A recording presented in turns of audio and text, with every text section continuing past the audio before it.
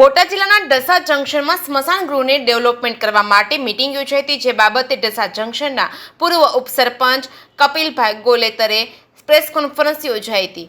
ઢસા જંકશનમાં સ્મશાને જવાના રસ્તા ઉપર રેલવેના નળા નીચે ગટરનું પાણી વહેતું હોવાથી રહીશોને મજબૂરીમાં ઢસા જંકશનથી અંતિમ યાત્રા લઈને 3 કિલોમીટર દૂર ઢસા ગામમાં અંતિમ યાત્રા લઈ જવામાં આવે છે। રહીશોની તકલીફ દૂર કરવા માટે ઢસા જંકશનના સ્મશાનને ડેવલપમેન્ટ માટે અગત્યની મીટિંગ રાખી, જે બાબતે કપિલભાઈએ પ્રેસ કોન્ફરન્સ યોજી રહીશોને આમંત્રણ આપ્યું હતું। જે કેસરી ગુજરાતી સાથે આસિફ રવાણી ઢસા।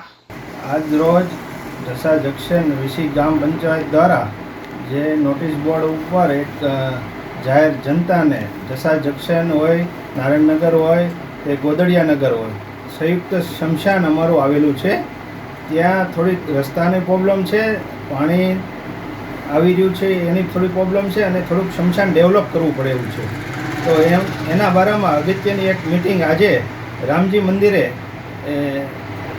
બોલાવવામાં જે આવી છે એનું બોર્ડ લગાડવામાં આવ્યું છે અને કાલે સાંજે 8:30 વાગે બુધવાર અને 23/4/2025ના રોજ મિટિંગનું આયોજન કર્યું છે। તો સૌ ગામજનો, સૌ નાગરિકો, માતાઓ, બહેનો, વડીલો, યુવાનો જાહેર આમંત્રણ છે। તો સૌ લોકો કાલે બુધવારે તારીખ 23/4/2025ના રોજ 8:30 કલાકે રામજી મંદિરે ભાવભર્યું આમંત્રણ છે।